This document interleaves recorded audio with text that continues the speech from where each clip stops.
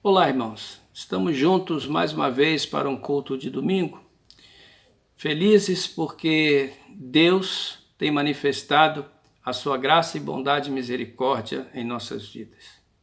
Sabemos todos nós que passamos por um tempo muito difícil, em que toda a humanidade padece, mas nós sabemos que o nosso Deus é Deus conosco. E em meio à provação, sabemos que podemos nos alegrar nele, porque Ele é a fonte da nossa alegria. Ele é o nosso consolo. Ele é o nosso refúgio e a nossa fortaleza. E Ele tem palavras para nós. Que Deus fale ao nosso coração no culto de hoje. Fale às nossas famílias. Fale aos nossos jovens também, especialmente no culto desta noite. E que Deus nos conduza segundo os seus elevados e santos propósitos. Oremos. Senhor Deus e Pai, é bendito o teu nome, acima de todo nome. Somente o Senhor é digno de adoração e louvor. Obrigado, Deus, porque o Senhor nos tem sustentado em meio às tribulações. Obrigado porque o Senhor tem ouvido as nossas orações. Obrigado porque o Senhor tem consolado os enlutados, sustentado. Obrigado porque o Senhor tem abençoado a vida das nossas famílias. Sabemos que podemos confiar no Senhor. Sabemos que há muita coisa diante de nós, mas sabemos que as tribulações desse tempo presente produzem peso de glória incomparável, porque o Senhor já nos assegurou em Cristo Jesus a vitória. Abençoa as nossas famílias reunidas em culto nesta hora. Ouve, Senhor, as nossas orações e fala conosco pela tua santa e bendita palavra. É a oração que nós fazemos com gratidão, no nome de Jesus. Amém.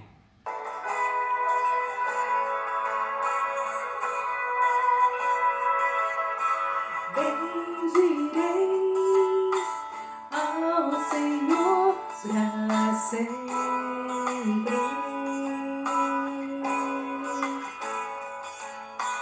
Confiarei a Ele todo o meu ser.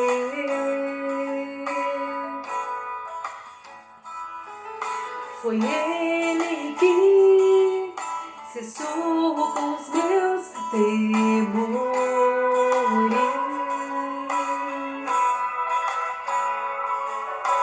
Numa rocha, os meus pés Ele firmou.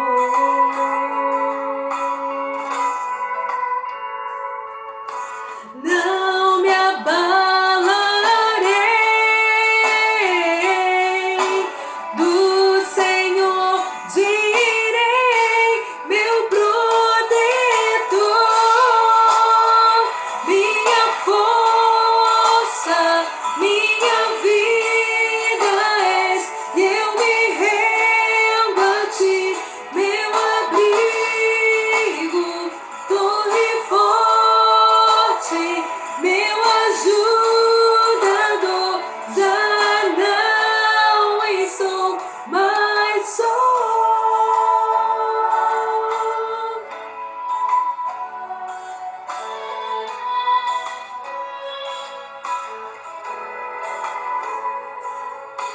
Não há ninguém além de ti, ó Deus. Não há ninguém que eu deseje mais.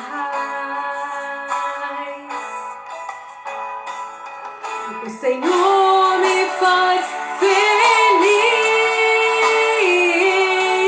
do meu Senhor direi, meu protetor, minha força, minha vida és, e eu me rendo a ti, meu abrigo, torre forte,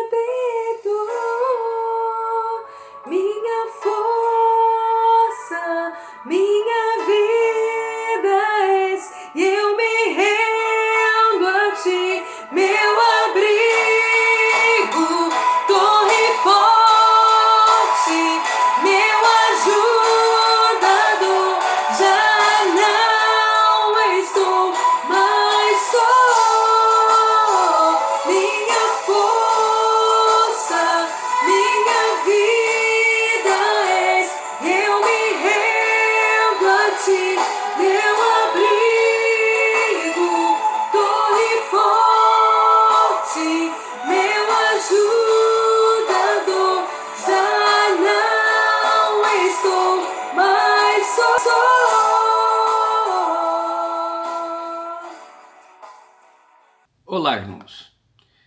Nós terminamos o mês de maio, celebrando o mês da família.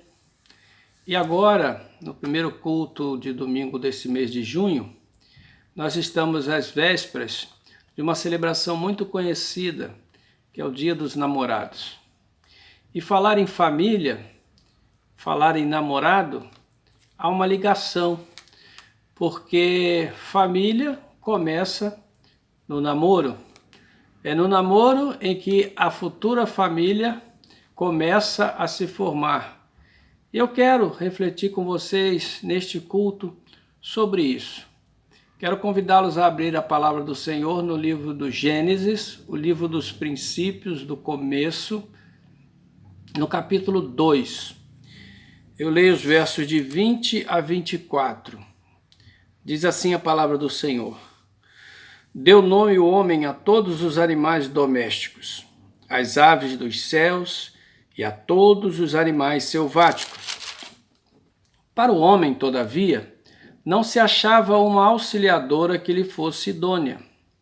Então, o Senhor Deus fez cair pesado sono sobre o homem, e este adormeceu. Tomou uma das suas costelas e fechou o lugar com carne. E a costela que o Senhor Deus tomara ao homem, transformou-a numa mulher e lhe a trouxe. E disse o homem: Esta, afinal, é osso dos meus ossos, carne da minha carne. Chamar-se-á varoa, porquanto do varão foi tomada. Por isso, deixa o homem pai e mãe, e se une à sua mulher, tornando-se os dois uma só carne. Esse verso 24 é repetido em Efésios capítulo 5, 31, quando o apóstolo está falando sobre os relacionamentos familiares, sobre o papel do marido, da mulher, dos filhos, dentro do âmbito do relacionamento familiar e conjugal. Quero, primeiramente, destacar alguns aspectos desse texto, importantes à compreensão do que estamos tratando. O primeiro deles está na palavra deixa o homem pai e mãe, no verso 24. Deixará. A palavra na língua hebraica é o sentido de soltar-se, entregar-se para a esposa. Então, deixa o homem pai e mãe. Ele vai deixar geograficamente a habitação dos pais. Ele vai deixar economicamente o abrigo dos pais. E ele vai mudar as suas prioridades. Ele irá constituir uma nova família, com aquela eleita e escolhida para esta nova caminhada, uma nova família. O texto diz e prossegue dizendo que ele deixa pai e mãe e se une à sua mulher. Enquanto que o deixar é uma ação, é uma atividade do homem, o texto vai dizer que esse se unirá, na língua hebraica, será colado firmemente, será cimentado à esposa, a mulher que escolheu. E esta é a ação de Deus, consolidando todo aquele movimento deste homem e desta mulher na formação de uma família. E o texto diz também que eles tornam-se uma só carne. Eles passam a desenvolver um relacionamento consanguíneo. Os filhos vão ser o fruto desse relacionamento. Há duas famílias se unindo. E essa união também de uma só carne, ela envolve o aspecto físico, envolve o aspecto consanguíneo, envolve uma série de coisas. E uma delas é que ela restitui a integridade humana. Porque o homem, diz o texto lá no verso 21, Deus faz a primeira anestesia da história. O homem adormece e Deus faz ali uma cirurgia no homem. Retira uma de suas costelas e daquela carne, daquela costela, ele forma a mulher. De modo que a mulher foi criada de uma parte do corpo do homem. E com o casamento tornou-se os dois uma só carne, há essa reintegração humana, há essa complementariedade humana, não só no aspecto físico, mas no aspecto emocional. Tanto é que o texto antes vai dizer que não se achava uma auxiliadora idônea para o homem ao contemplar o homem todos os animais criados pelo Senhor. De modo que então, no casamento que é instituído aqui, há a complementariedade física, emocional, e há esta unidade profunda, tão profunda, que a Bíblia vai enfatizar que o que Deus uniu, o homem não deve separar. Por isso que a Bíblia vai enfatizar o casamento, vai valorizar o casamento, vai mostrar a importância desta união. Infelizmente, isso tem sido banalizado a cada vez mais no tempo presente. Têm surgido propostas alternativas com o nome de casamento, mas que não se amoldam ao texto bíblico. O texto bíblico é claro, e nós cremos nesta palavra. Cada um poderá escolher, decidir em que crer. A Bíblia diz que cada um dará conta de si mesmo a Deus, mas nós cremos nesta palavra como palavra revelada de Deus ao homem. Isto aqui não é mito, não é uma criação da mentalidade do escritor do livro de Gênesis. Não, é inspiração do Espírito Santo de Deus, nos mostrando como aconteceu a criação e os seus propósitos. Mas veja, estamos falando aqui de casamento. Há todo um processo até chegar-se a esse momento em que o homem deixa pai e mãe, se une à sua mulher, os dois são uma carne e estarão constituindo uma família. E através da geração de filhos, se assim o permitir o Senhor, a bênção do Senhor sobre eles, através da geração de filhos, esses laços vão ser solidificados, fortalecidos e expandidos. Tanto o homem como a mulher, no casamento, vão perpetuar a sua herança. Não estou falando material, mas do seu nome, perpetuar através dos filhos. Mas como chegar a esse momento? Como chegar a esse momento e dar os passos certos para que o Senhor possa unir, aprovar a união desses dois? Eu quero pegar um exercício simples, um raciocínio simples, eu creio, dentro de um momento que a gente vive muito a questão médica. É a anamnese médica, clínica médica.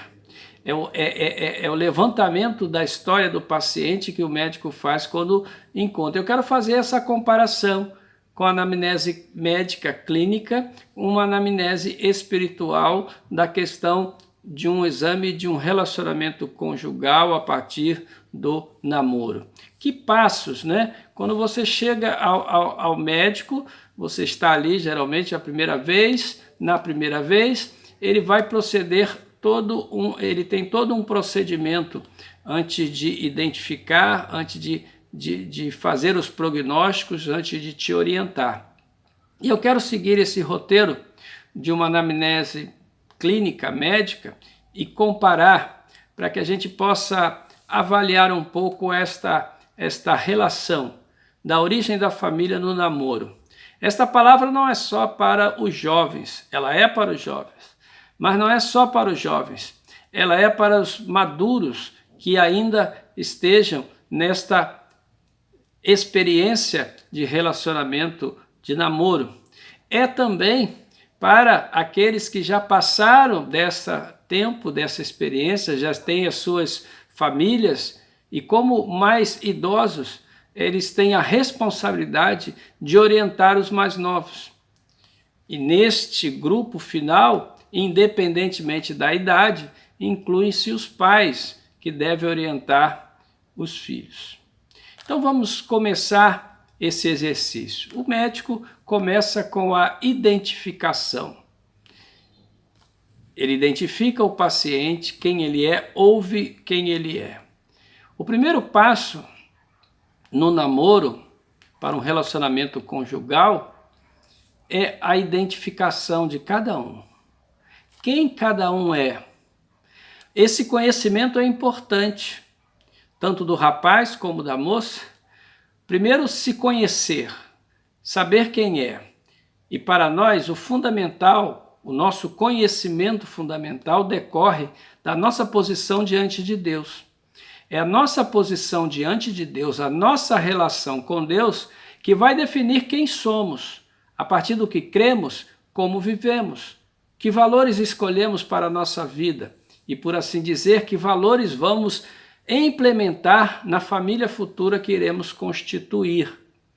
Então, no primeiro passo da identificação, é importante que os candidatos ao namoro, eles possam fazer esse processo. Primeiro, identificarem-se quem são, se estão prontos para aquela experiência, diante de Deus. E quem é o outro?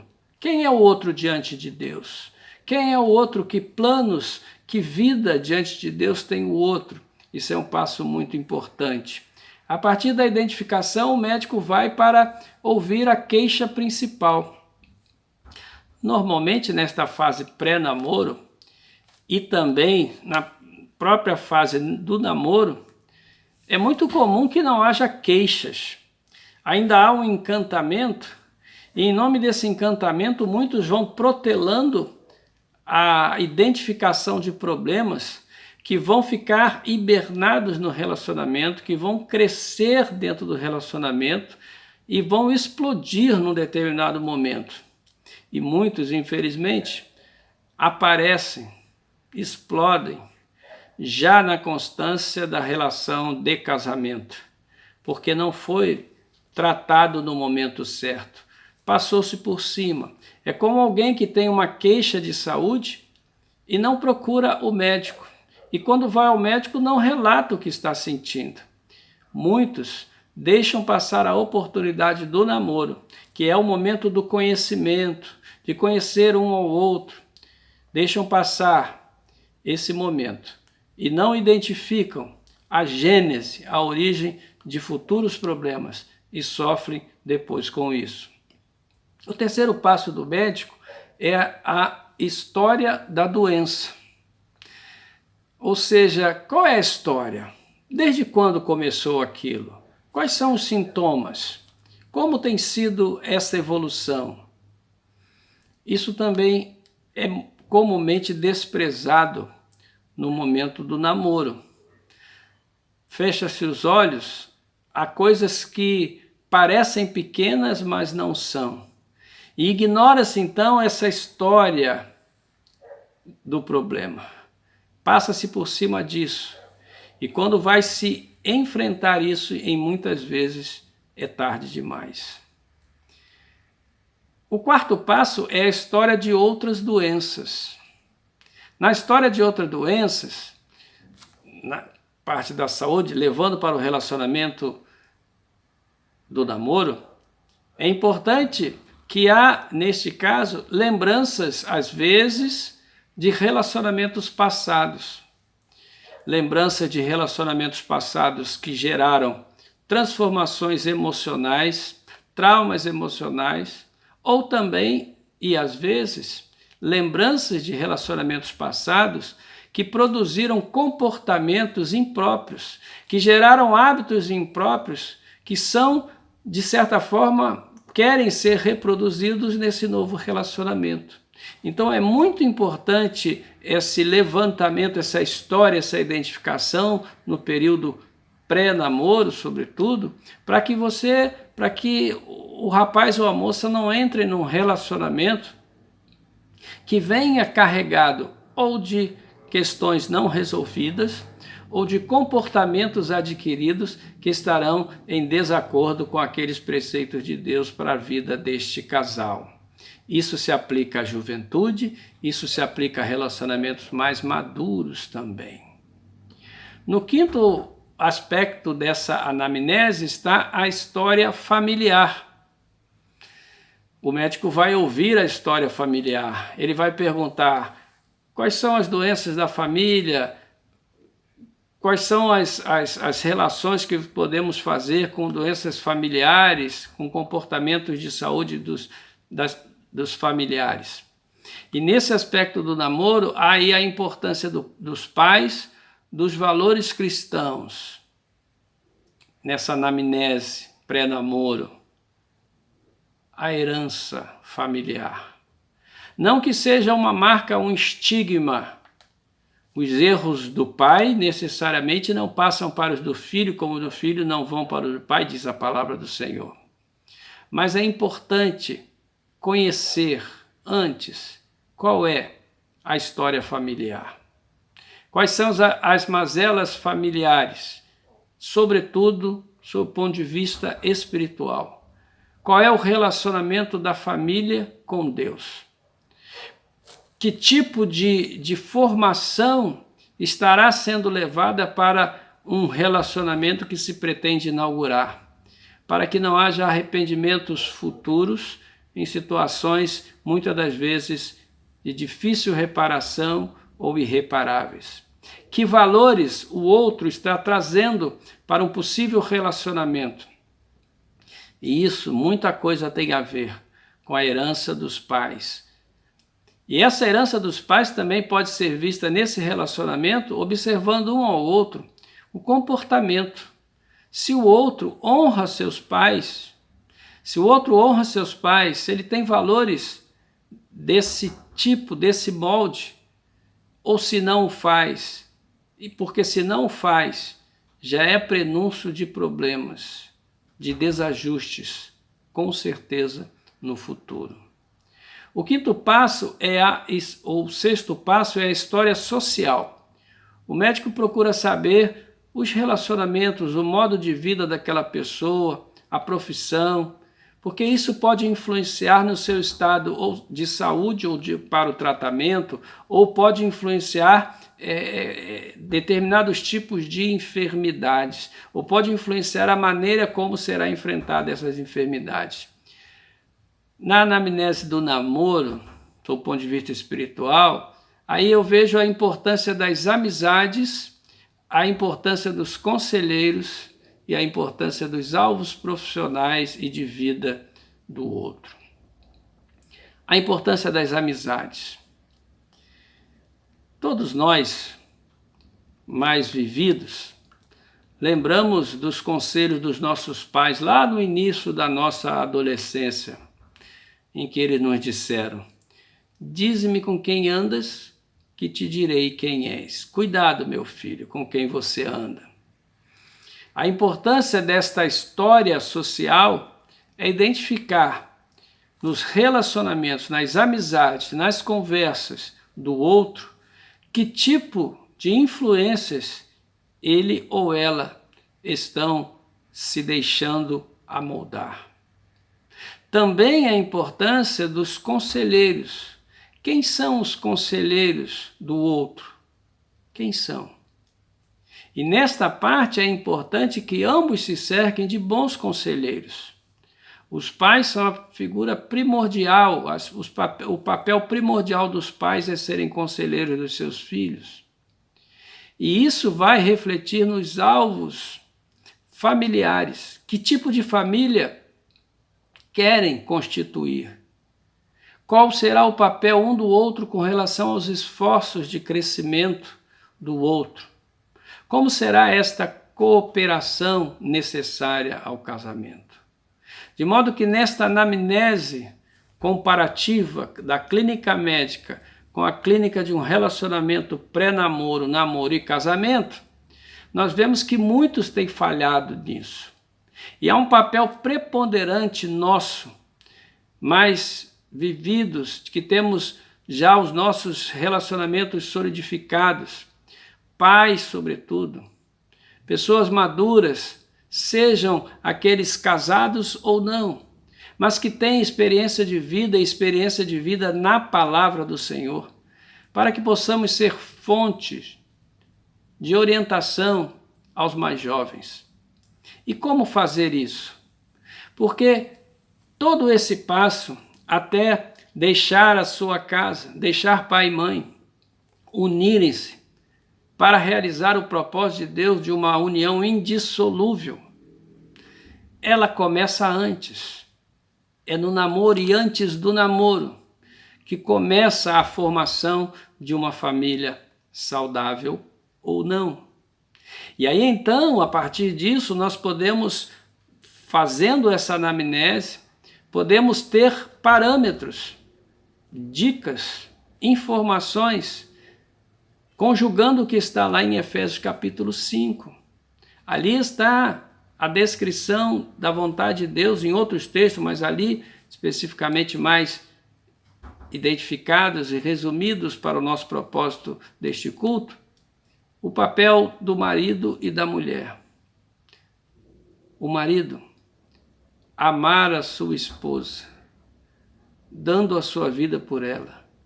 Amar a sua esposa como Cristo amou a sua igreja, dando a sua vida por ela. Vivendo em favor da sua mulher, doando a sua vida por ela, amando-a, zelando como o vaso mais frágil, como diz as Escrituras. A mulher se submetendo amorosamente a este marido, que a ama como Cristo amou a sua igreja, cooperando, fazendo ambos um relacionamento de cooperação, de complementariedade, no aspecto físico, emocional e espiritual, apoiando um ao outro através de ações e palavras e da oração, poder juntos dobrar os joelhos e orar diante do Senhor, poder juntos trocar experiências e ideias sobre lutas, dificuldades, tribulações, sabendo que estão unidos no Senhor. Porque, como diz lá Gênesis 2:24, eles foram unidos pelo Senhor, cimentados pelo Senhor, firmemente unidos, porque deram os passos ou estão procurando dar os passos acertados de acordo com a palavra. O texto vai dizer também como os pais devem educar os filhos, não provocando a ira aos filhos. Diz também como os filhos devem permanecer honrando pai e mãe, de modo que a palavra vai nos conduzir a esse relacionamento familiar. Vai dizer lá no início, no Antigo Testamento, o papel dos pais é ensinar os seus filhos a todo instante o caminho do Senhor, repetindo a todo instante os ensinos do Senhor, ensinando a palavra do Senhor. Mas tudo isso começa no período pré-namoro. Naquela fase em que estão ainda enamorados, conhecendo-se, é importante que todo esse caminho seja percorrido, tendo em vista o que se quer alcançar. E o que se quer alcançar na vida de um cristão sempre deve ser a glória do nome do Senhor. Portanto, diz a Escritura, portanto, quer comais ou bebais, ou faças qualquer outra coisa, fazei tudo para a glória de Deus. O namoro deve ser para a glória de Deus. O casamento para a glória de Deus. A geração de filhos para a glória de Deus. O relacionamento marido e mulher para a glória de Deus. O relacionamento pais e filhos para a glória de Deus. O relacionamento dos filhos uns com os outros como irmãos para a glória de Deus. Amados irmãos, estas palavras parecem, no tempo de hoje, palavras do passado, mas não são. São mais atuais do que nunca, são mais necessárias do que nunca, porque nós não podemos concordar com o que o mundo tem feito de desfigurar o matrimônio instituído por Deus. E muitos, infelizmente, têm desprezado as orientações da palavra que antecedem o início de um relacionamento, de um namoro. E estão saboreando frutos amargos depois no casamento. É claro que a Bíblia diz que Deus está pronto para ouvir aqueles que o buscam com integridade e sinceridade de coração. Deus continua restaurando vidas, restaurando casamentos, mas não é do propósito de Deus que haja muito desse sofrimento que existe em muitos relacionamentos conjugais, porque lá atrás, antes de dar o passo do casamento, desprezaram as prescrições da palavra do Senhor. Quero concluir esta palavra reafirmando o propósito desta mensagem, que não é só alcançar a juventude, mas é sobretudo conscientizar os mais experientes, os mais vividos, a se colocarem como instrumentos nas mãos do Senhor, para aconselhar, para orientar, para acolher aqueles que estão neste momento da vida de namoro, para orientá-los, ajudá-los. É muito importante que nós façamos isso.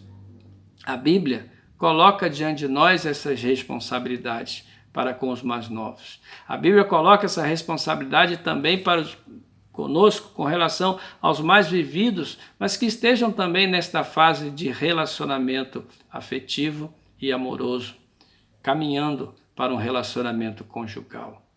A Bíblia também nos orienta a ajudar também aqueles que já são casados, que porventura estejam enfrentando alguma dificuldade. E o nosso papel é apontar para as Escrituras e mostrar que nelas existem as provisões suficientes de Deus para a vitória de uma família, para a vitória de um casamento segundo a vontade de Deus. Que o Senhor nos abençoe grande e ricamente a solidificar os relacionamentos diante do Senhor. Que os nossos relacionamentos familiares possam nascer, crescer e ser solidificados mediante a palavra do Senhor, a obediência aos ensinos do Senhor e ao testemunho da grande obra do Senhor na nossa vida e na vida das nossas famílias. Que Deus abençoe grande e ricamente a sua família, os seus filhos, o relacionamento seu com seus filhos. E você, que não vive essa realidade de uma família com filhos ou de um casamento, você é parte importante no propósito de Deus.